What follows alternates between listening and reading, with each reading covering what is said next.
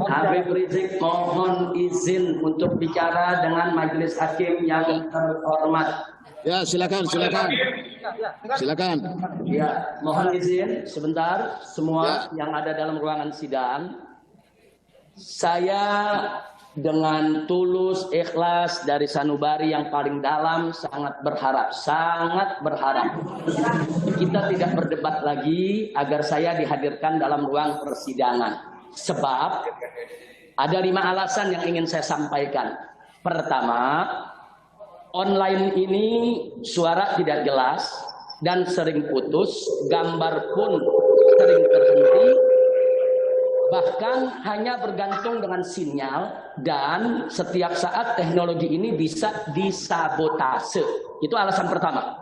Jadi online ini akan sangat-sangat merugikan saya selaku terdakwa. Yang kedua, kalau alasannya COVID, kita bisa lebih memperketat, yaitu tentang protokol kesehatannya. Apakah dengan jaga jarak, kemudian masker dan lainnya. Kita sama-sama bersepakat untuk menjaga protokol kesehatan. Kemudian yang ketiga, faktanya ada beberapa tokoh kemarin ini pada saat sidang dihadirkan, seperti Bapak Irjen Napoleon Bonaparte. Nah, jadi kalau ada tokoh yang bisa dihadirkan dalam sidang, kenapa saya tidak? Nah, ini kan jadi diskriminasi. Nah, kita sama sepakat tidak boleh ada diskriminasi perlakuan di dalam persidangan. Kemudian yang keempat, faktanya juga, saya saat ini tidak berada di pengadilan, tapi berada di Mabes Polri. Saya ingin berada di ruang sidang pengadilan, bukan berada di Mabes Polri. Dan yang terakhir, yang kelima, kita sepakat bahwa sidang saya ini tidak boleh menjadi sidang abal-abal, karena ini menjadi sorotan nasional dan internasional. Kalau kita berdebat seperti ini, kemudian ada diskriminasi, ada pelanggaran-pelanggaran hukum yang dilakukan, ini akan mempermalukan. Dan ini bisa mempermalukan cerminan hukum Indonesia di dunia internasional. Jadi saya minta sekali lagi, kita hentikan perdebatan.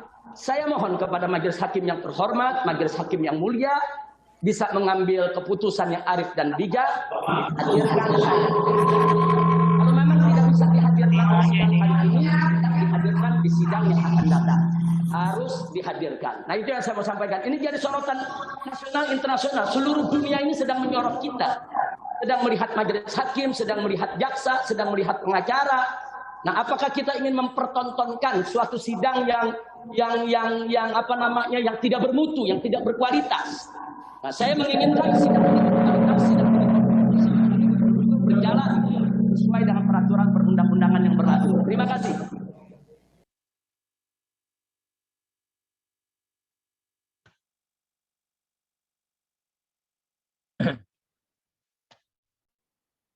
Saudara sekalian, Assalamualaikum warahmatullahi wabarakatuh.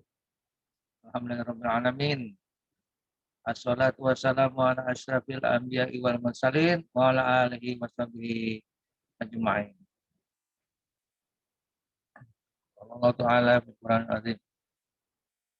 Ya ayyuhalladzina amanu kunu qawwamina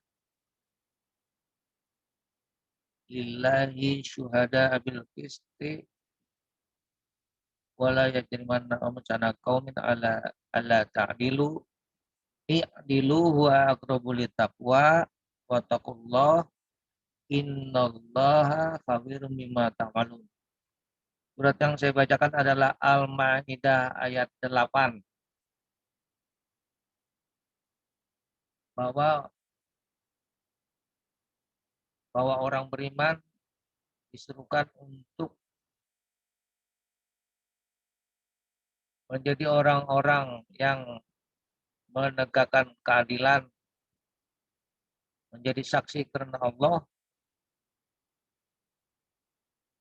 untuk melihat keadilan dan pengadilan. Janganlah kebencian kamu kepada suatu kaum menyebabkan kamu tidak berbuat adil. Berlaku adillah karena i'dilu aqrabu taqwa, karena keadilan itu mendekati ketakwaan, wattaqullah. Bertakwalah kepada Allah, innallaha khabirun bima ta'malun. Sesungguhnya Allah mengetahui apa yang kamu buat.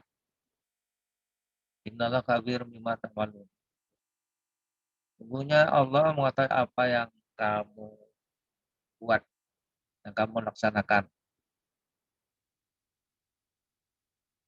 Saudara-saudara sekalian, sebagai orang yang berkecimpung di dalam hukum, maka kita juga patut untuk berpikir masalah yang berhubungan dengan keadilan tersebut. Jadi, sebuah negara itu haruslah mampu atau berusaha untuk menciptakan keadilan. Karena kalau itu tidak bisa, maka itulah yang mungkin akan meruntuhkan sebuah negara atau peradaban.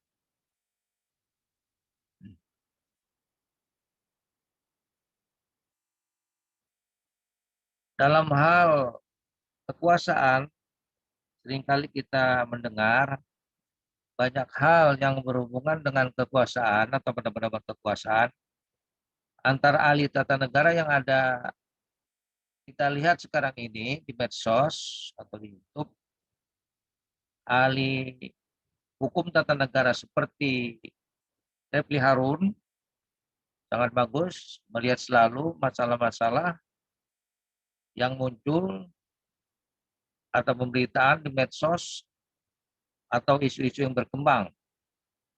Kemudian ada juga ahli hukum tata negara seperti Mahfud MD yang sekarang menjadi Menko Polhukam.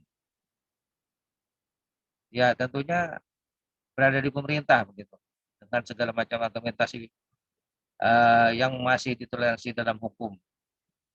Kemudian juga ada hukum tata negara seperti Yusril Iza Mahendra yang juga sebagai ketua partai politik juga dengan dimensi tertentu yang juga rada-rada mendekati pemerintahan. Dan juga ada Jimli Asidiki yang juga seperti Mahfud MD pernah menjadi ketua MK. Yang semuanya mempunyai pendapat-pendapat yang juga merujuk kepada posisi mereka masing-masing. Pada dasarnya, saya sebagai rakyat tentunya tidak sependapat bila konstitusi boleh dilanggar demi kepentingan rakyat. Solus populis prima lex esto. Tidak seperti itu. Karena yang berpendapat seperti itu adalah yang seringkali adalah pro kekuasaan. Jadi mereka hanya berjuang untuk kelompok mereka saja, kelompok penguasa. Tetapi seandainya sebuah konstitusi itu dirubah berdasarkan majelis permusyawaratan rakyat yang berasal dari perwakilan rakyat, itu mungkin masih bisa dibenarkan. Oleh karena itu, bila solus populis prima lex esto itu artinya bahwa keselamatan rakyat di atas segalanya dan konstitusi boleh dilanggar, itu biasanya versi kekuasaan, dan kekuasaan itu hanya biasanya sebagian dari rakyat, sebagian rakyat saja. Oleh karena itu, melanggar konstitusi itu saya sependapat dengan Jimli Asidiki adalah tidak boleh melanggar Undang-Undang Dasar 45. Oleh karena itu perkembangan hukum sekarang ini memang harus kita sikapi dengan baik dan benar. Dan juga kita selalu mencari inspirasi tentang hukum berhubungan dengan globalisasi dunia dan perkembangan hukum selama ini. Dan tentu saja saya kira semuanya itu akan mengarah kepada satu arah, wa ilahu wahid, kepada satu Tuhan, kepada tauhid, kepada hukum Islam. Semuanya akan mengarah kepada hukum Islam, dan artinya bahwa hukum yang ditentukan atau diturunkan oleh Allah SWT maha benar dan maha bijaksana. Cuma manusia sekarang ini mencoba-coba untuk menganalisa, berpikir, dan berpendapat untuk bisa mengerti apa yang dimaksudkan dengan sadaqallahul adzim. Terima kasih. Assalamualaikum warahmatullahi wabarakatuh.